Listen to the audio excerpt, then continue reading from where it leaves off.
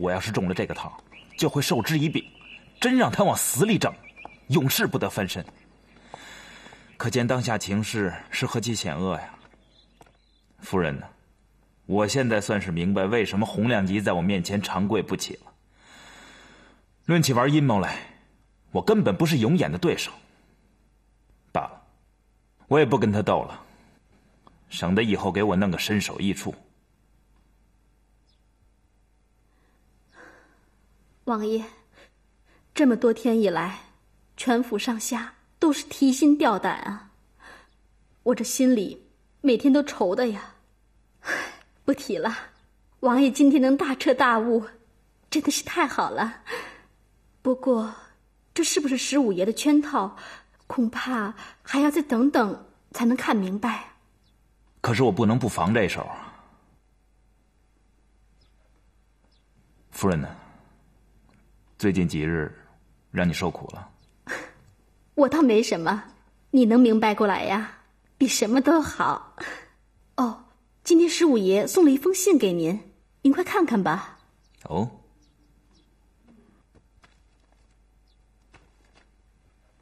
又耍什么花招？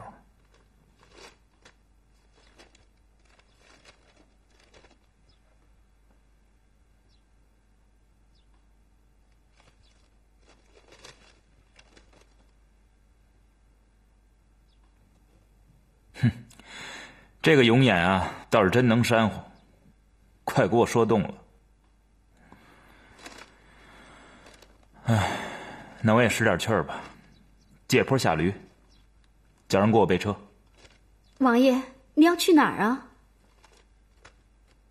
我亲自去趟阿克索，向永眼表示表示，也好消除他对我的戒心。现在去，不太合适吧？15爷明天动身去河北视察陵寝工程，全府上下正忙得不可开交，我看还是等他回来再说吧。也好，那等他一回来，我就登门谢罪。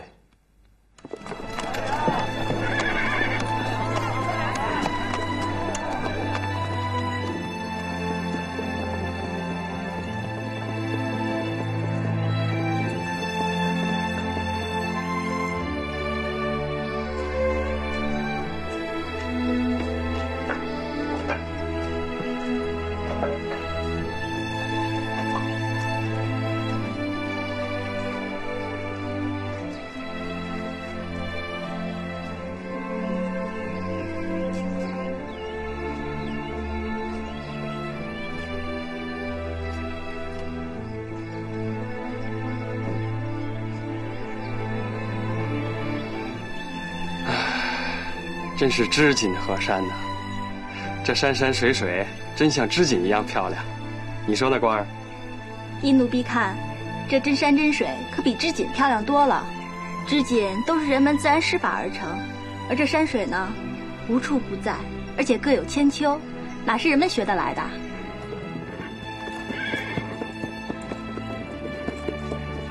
主子，你看这景色多漂亮啊！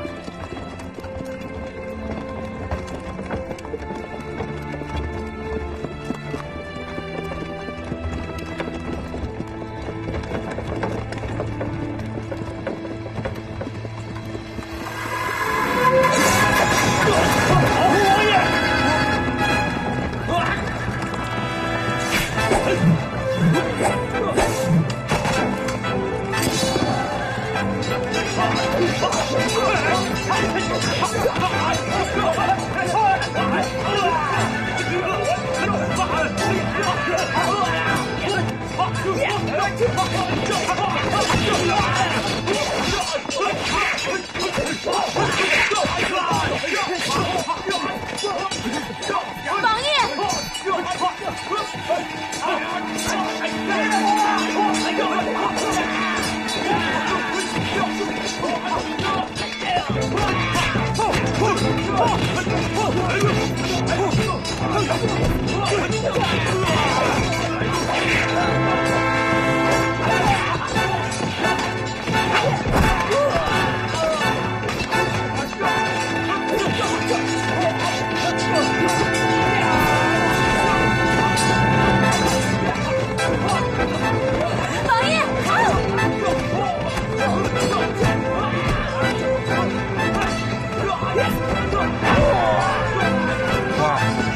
花儿，王爷，您没事吧？你的胳膊受伤了，赶紧包扎一下。一点皮外伤，不要紧的。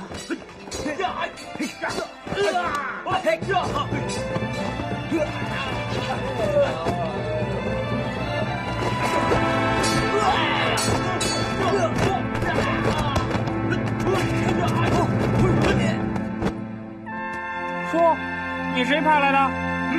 带走，带走，走。回主子话，奴才抓了个活的回来，但是他不说他是谁。派几个侍卫，把他押回刑部审讯。官儿一起回去疗伤，其他的人继续跟我走。这，王爷，奴婢是来侍奉王爷的。奴婢要是回去了，谁来照顾您的饮食起居啊？你有这份心就行了，还是赶快回去疗伤吧。你看啊，真的伤得一点都不重，很快就会好了。你看，都不流血了。您就让官儿留下吧，求您了。德林啊，奴才在。看看官儿的伤势到底怎么样？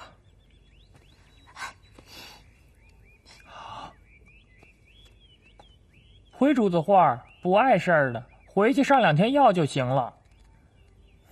那好，官儿就不用回去了。谢王爷。上路。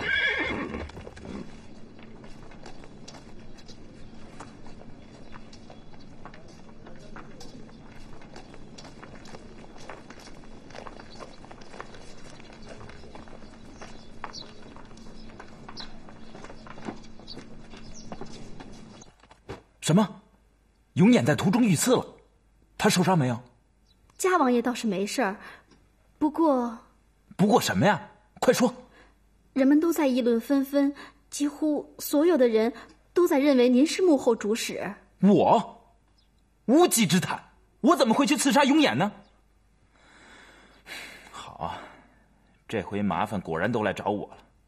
因为前些天王爷的反常举止，人们很容易就怀疑到您了。不过我知道王爷您是无辜的，您放心，事情一定会水落石出的。不行，我不能等。刺客关在哪儿了？我要去对峙。王爷，您不必这样。我再不去，跳进黄河都洗不清了。我必须去对峙。王爷，我这都找。那你就给我快说。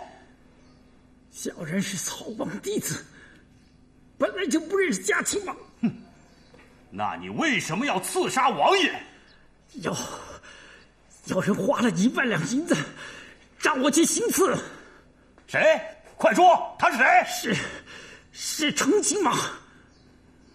你可不要瞎说，你再说一遍。小人说的都是实话，是成亲王。刺客呢？我跟他对峙。大人，王爷，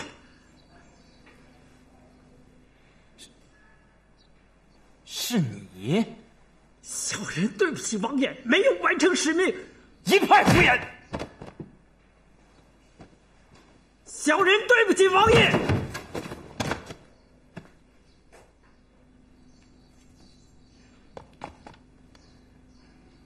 王爷，他断气了。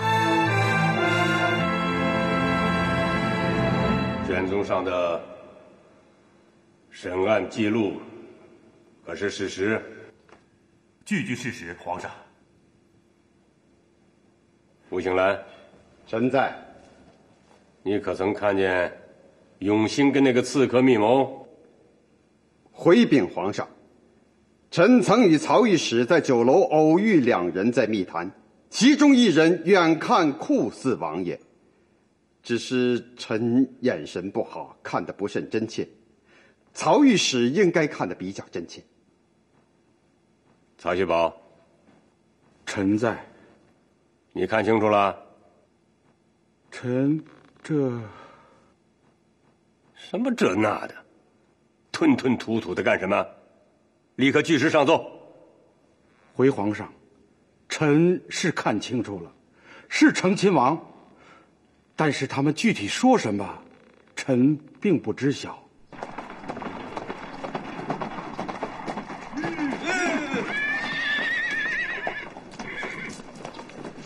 纯亲王呢？相公在哪儿？在养心殿。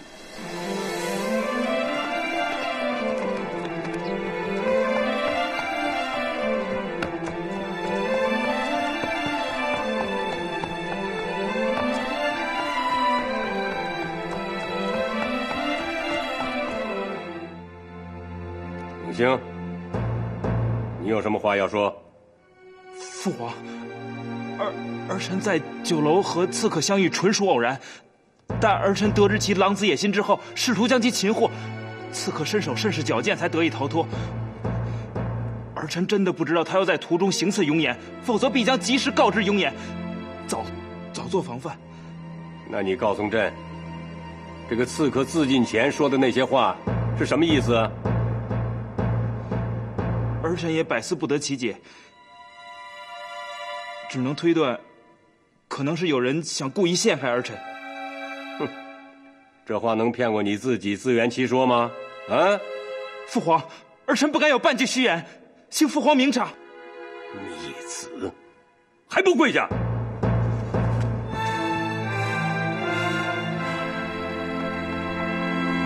哟，嘉王爷，您回来的真快呀！哈，我要见皇阿玛。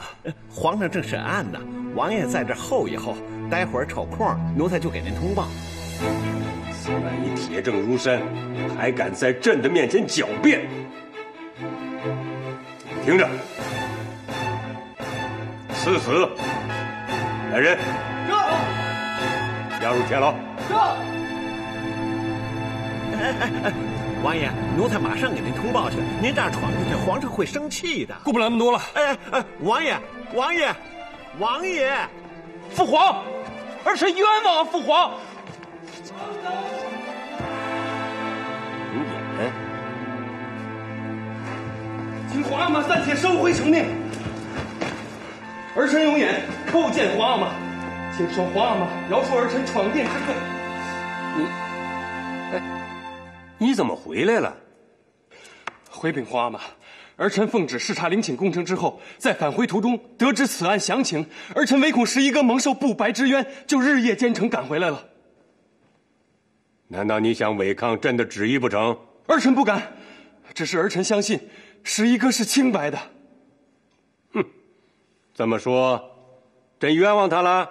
皇阿玛圣明，儿臣深感此案暗藏玄机，如此结案，似显草率。此案案情已明，铁证如山，朕怎么草率了？即便如此，只因此案关乎十一哥性命之安危，万望皇阿玛能更加谨慎从事。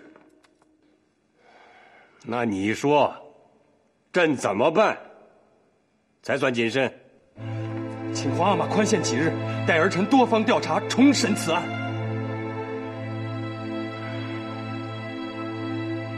既然你如此请求，朕就依了你，宽限几天。但是不能无限期的拖下去。这样吧，以10日为限。如果没有什么新的情况调查出来，朕就维持原判。谢皇阿玛，儿臣一定在10日之内把此案查个水落石出，给皇阿玛一个明确的交代。今天先到这儿吧。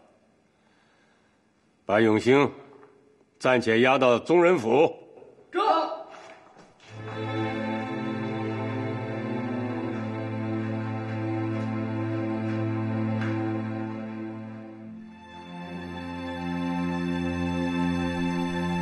拜见嘉靖王。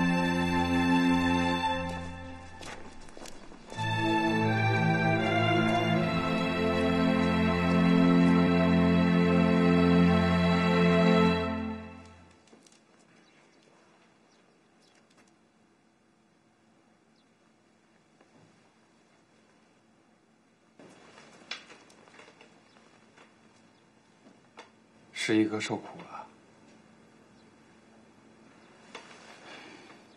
不管皇阿玛怎么看，别人怎么说，永远绝不会相信十一哥会做出那种伤天害理的事儿。10天之内，永远要想尽一切办法给你洗清罪名。只是现在案情的确对十一哥不利，还请十一哥能把事情的来龙去脉讲清楚，好让我查明真相。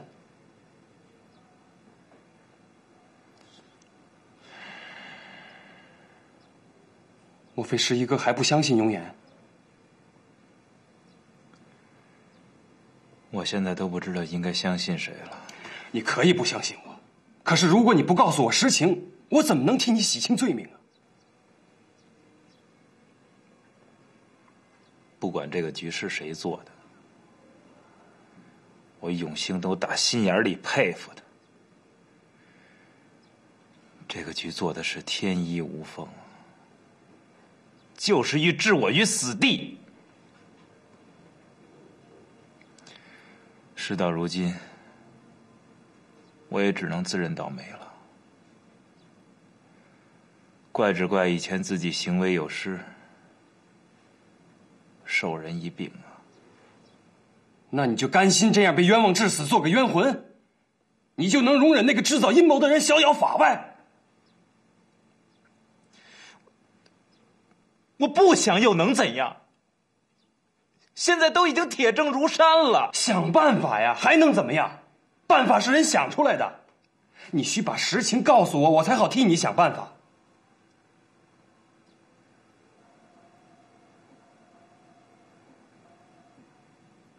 你真想救我？这还用问吗？要不我何必急着赶回来？好，那死马也当活马医吧。我信你一回，是这么回事。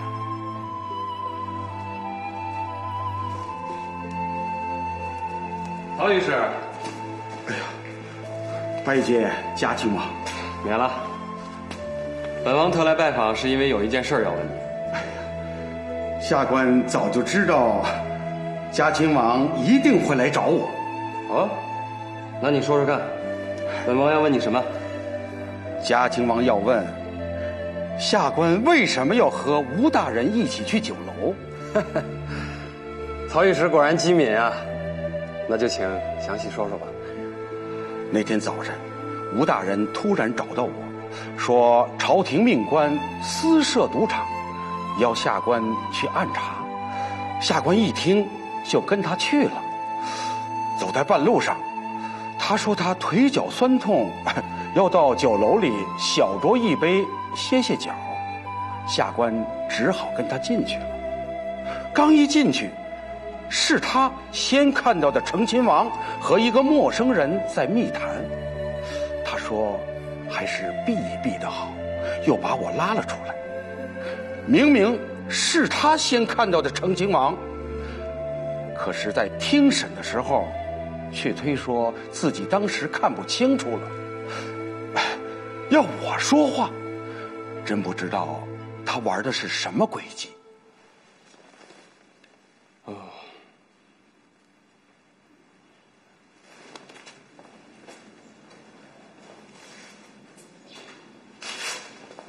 那赌场查了吗？没有啊，他带我转来转去，绕了好几圈，又说他记不清地方了。这件事就这样不了了之。好，我明白了，多谢曹御史。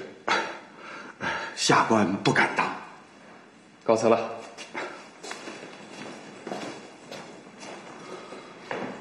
这个案子看似天衣无缝，可也有聪明反被聪明误的地方。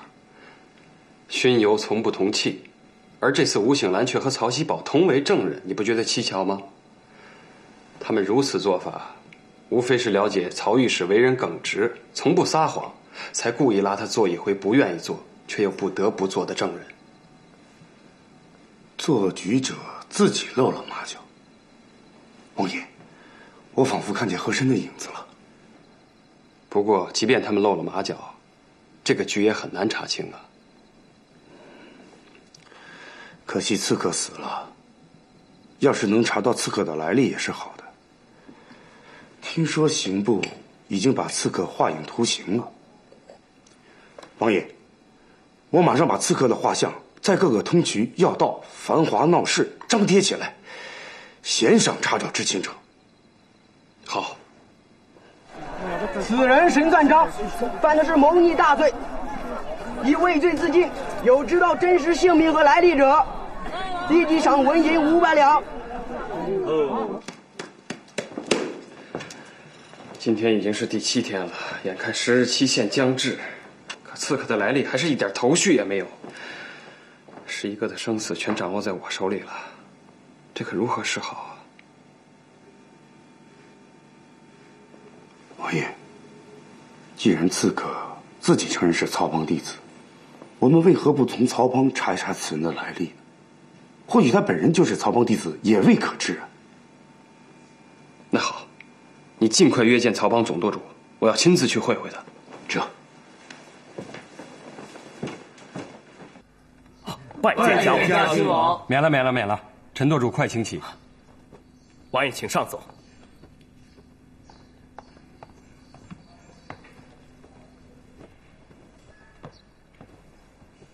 王爷请用茶。陈舵主，刺客的画像你们都看过了吧？回王爷，在下已经仔细的看过了。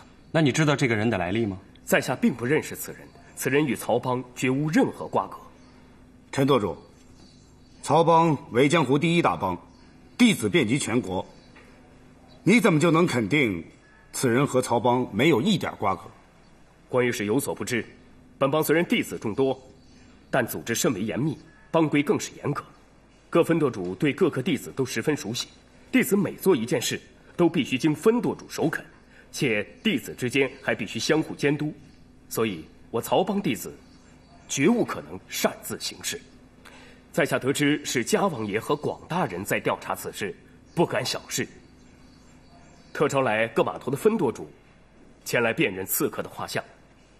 在座各位就是各码头的分舵主。王爷，此人绝不是本分舵弟子。舵主，本分舵并无此人，我们不认识此人。我们也不认识这个人。都坐吧。你们看，所以在下才敢肯定此人与曹帮绝无干系。看来这个人与曹帮确无瓜葛。那好，多谢陈舵主相助。不敢当，王爷日后若有需要本帮效力之处，尽管吩咐。陈舵主，此事虽然与曹帮并无瓜葛，但是曹帮耳目众多，还请多多查访。若有情况，请尽快告知。王爷与广大人有命，本帮敢不效力。告辞。告辞。请。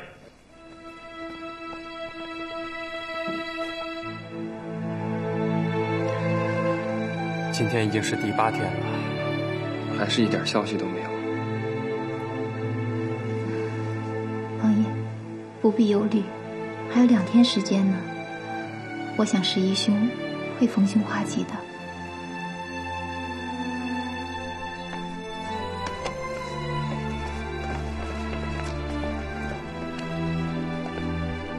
快说，是不是查到刺客的来历了？现在还难以确定，关大人。总舵主让河间府的一位老捕快看了刺客的画像，老捕快说很像他以前缉拿的一个杀手，但要见过尸首才敢确定。马上让那位捕快去刑部大牢辨认一下刺客的尸首。是，小的这就请那位捕快来见广大人。告辞了，广大人。慢。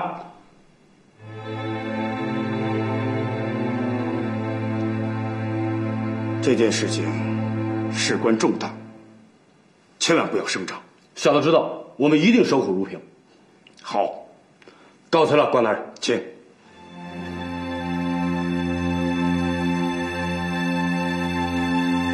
小人鲁奎拜见家王爷。免了。听说鲁捕头当了多年的捕快。回王爷，小人从16岁就开始当捕快，一直当到去年满65岁才离开衙门。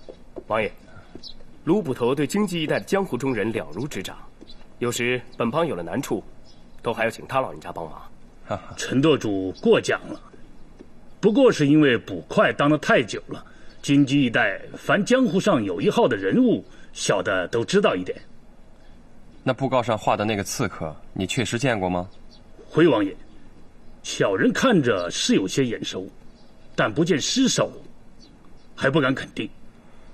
那就请卢捕头尽快的辨认一下刺客的尸首了。好。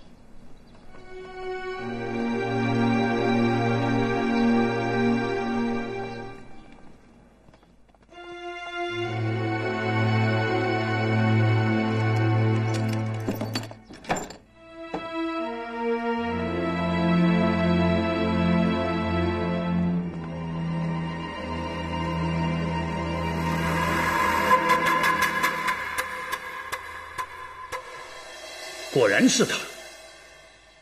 奇怪，他怎么会死而复生？他是何人？是何来历？何以说他死而复生呢？他叫周彪，本是河间府人，因在家乡犯了命案，就逃到京城，专门做了杀手。只要有银子，杀谁都不在乎。手里已经犯下好几条命案，小的离开衙门以前的最后一案，抓的就是他。整整追踪了3年才抓到。他是小的亲手送进河间府大牢的，而且很快就判了死罪。去年秋决时已经处斩，怎么又出来犯案？小的很是纳闷。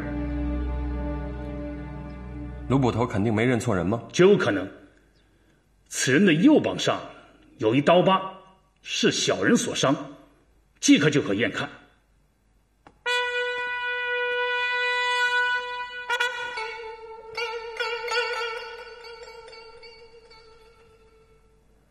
看来要从河间府查起了。卢捕头，你就跟着本王跑几天吧。小人愿意效劳。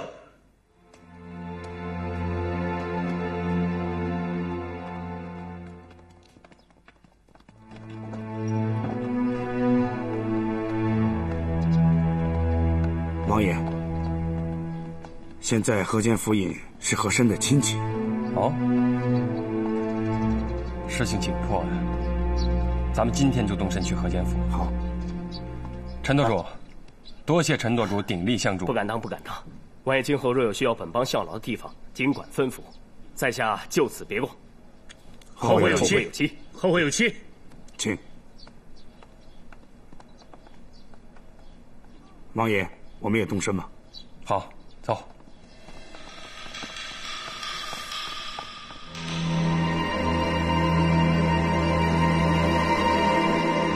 广兴啊，到河间府要到3更以后了吧？差不多，王爷。我再催催车夫，快，再快点。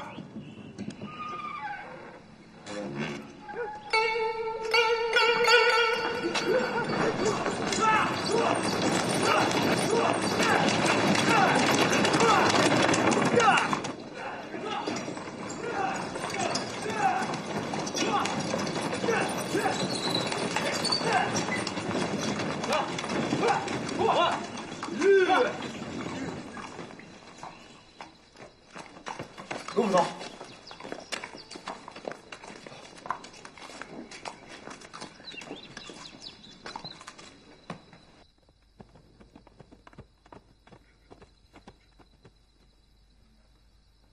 李家老爷什么时候上的吊？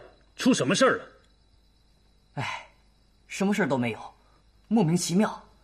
刚刚来过一个客人，2个人关在书房里说了一会儿话，也不知道客人什么时候走的。丫鬟进来送茶水，就发现老爷已经上吊自尽了。来的客人是谁？不知道，是从后门进来的，看不清。我得过去帮忙了。我们来晚了，走，我们去另外一个地方看看，快走。走。卢捕头，我们现在去哪？王爷，刺客的老家离此地不远，我们快去盘问他的家人，或许还能找到一点头绪。好，那我们快。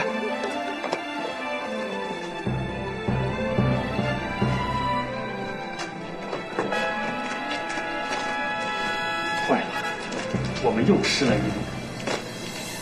进去看看。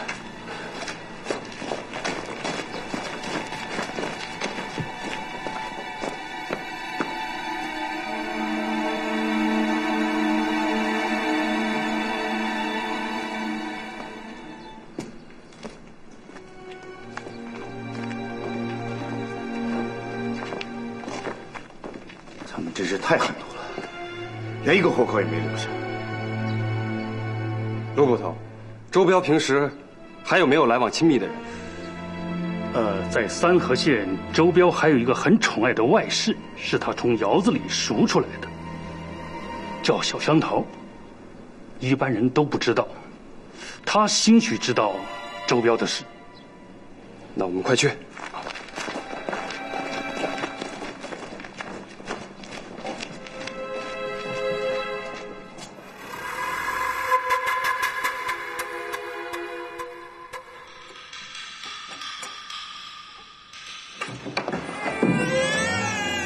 小香桃，你们要干什么？你们是什么人？别吓到我孩子！你要老实回话，我们就不会伤害你的孩子。快穿上衣服，我们有话问你。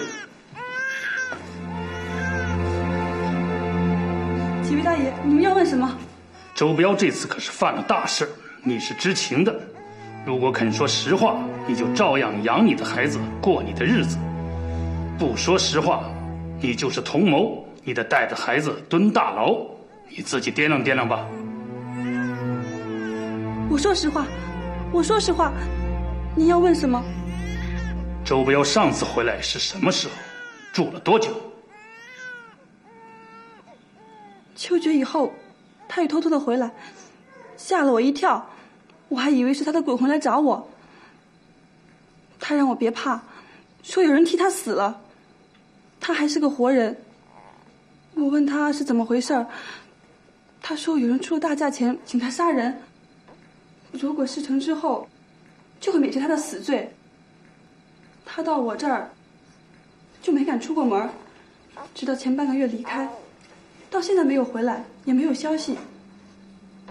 他到底犯了什么事，大爷？不要乱打听，杀人的事儿他还说了什么？好好想想。他还说，如果被人抓住，就按照别人教的话说。怎么说？就说是一位什么王爷幕后指使的。原来如此，看来这王爷果然是被栽赃了。你还知道什么？都说出来。周彪说，他已经是死牢里的人了，搏一把是一把。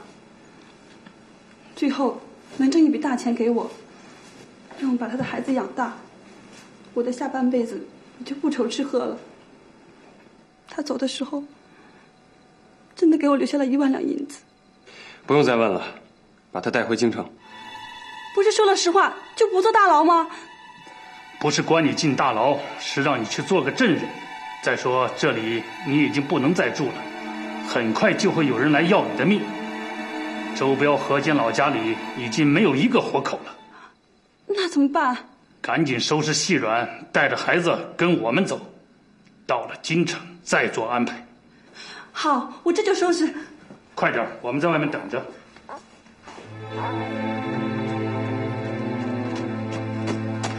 我准备好了。快上车。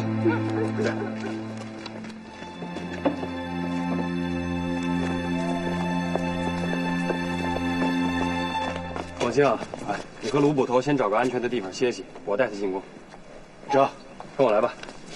大爷，这是皇宫吧？对。啊，真的是皇宫啊？那您带我见什么人呢？见皇上。皇上，万岁爷。对，万岁爷。核桃，我们进宫了，我们要见万岁爷了。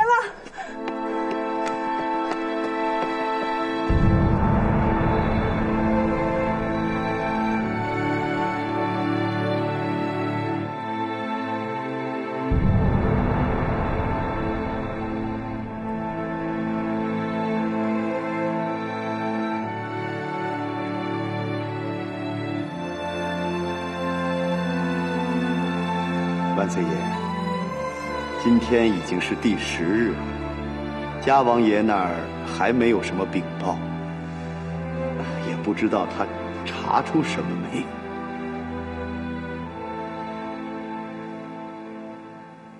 本来是铁证如山，还能查出什么来呀？偏偏不信，非要查嘛。万岁爷，虽说已经过了10日期限，奴才以为我们还是等一下嘉王爷，看看他那儿有什么消息。万岁爷暂且息怒，免得嘉王爷没查出什么来，该不敢来见万岁爷了。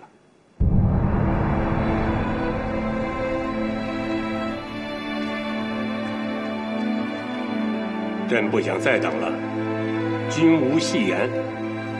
再说，10天的期限也到了。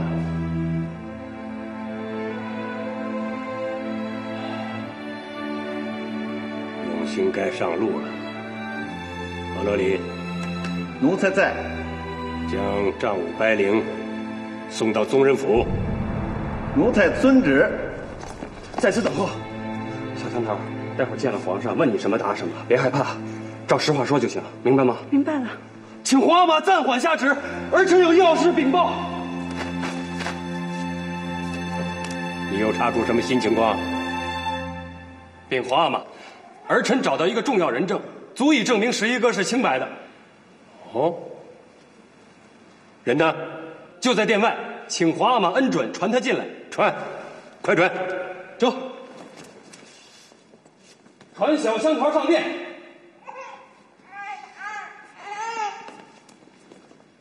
禀赋小香桃叩见万岁爷。万岁，这成何体统？朝堂之上怎么带个孩子？这个……皇阿玛，儿臣经过调查，得知刺客的真实姓名叫周彪，这个女子就是周彪的外室小妾，小孩是他儿子。这个女子知道行刺的真实内幕。那你说，什么是真实内幕？还是让他自己说吧。讲。小香桃，周彪临走是怎么说的？你要如实的禀告皇上，不得出半点差错。禀万岁爷，周彪临走的时候告诉我，说是有人出钱雇他杀人。他说如果被人抓了，那个人就交给他，说是曾亡于故的。皇阿玛，由此可见，11哥是被人栽赃的。你说的可是实话？回万岁爷，姨父知道七郡要杀头，不敢说谎。万岁，现在人已经死了，死无对证，实话也好，瞎话也罢，反正是由他说呗。皇阿玛，这个案子疑点颇多。周彪本是今年秋决时河间府已经勾决了的人，竟然死而复生。儿臣到河间府查访，河间府尹突然上吊，周彪一家10多口人竟然满门被杀，没有一个活口。小香桃得以幸免，是因为几乎没有人知道他是周彪的外室。很显然，有人在拼命掩盖事实真相，这就更说明11哥是无辜的。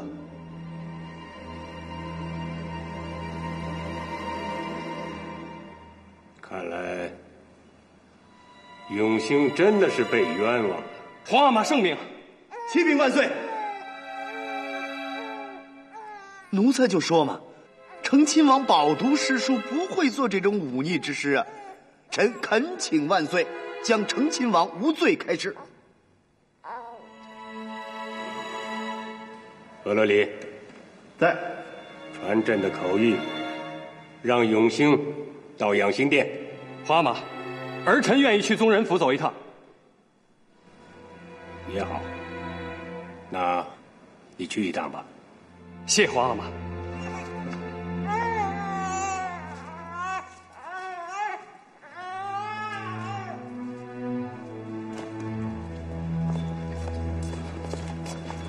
等一下，你们2个带他出宫，让他先在门房等候，我会派人去接他，一定要保证他的安全。出了事儿，我拿你们试问。是，王爷。快去吧，走。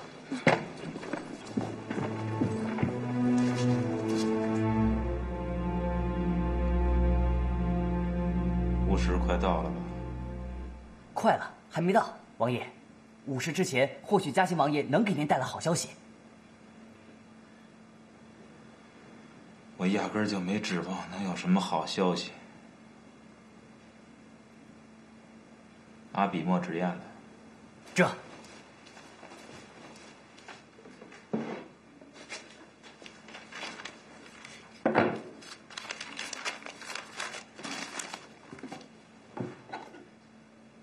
拜见嘉兴王。11哥。11哥，你的冤屈洗清了，皇阿玛现在传你上殿去。是我都已经站在鬼门关上了。你受不了了，11哥。皇阿玛现在正等着你呢，快收拾一下，有什么话咱们回头再好好说。啊，快走，快走。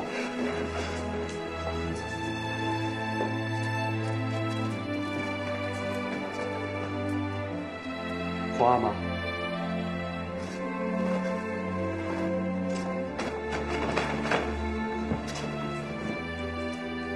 儿臣永兴，叩见父皇，吾皇万岁万岁万万岁！永兴，知错了吗？儿臣知错了。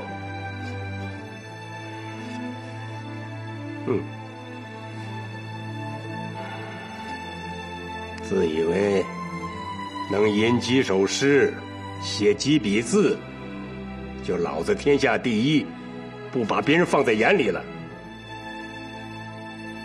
恃才好物，不识大局，险些被人利用，铸成大错。虽说永远已经查清楚了，谋刺一案与你无关，但把你关起来，一点也不冤枉。儿臣知错了，父皇。知错就好。以后啊，要以此为教训，学学永远识大体、重孝悌的胸怀，不要再为人火中取栗了。儿臣明白。好了，今天朕就免了你的罪，可以回府了。谢皇妈妈。回去以后，3日之内不要出门，闭门思过，归安吧。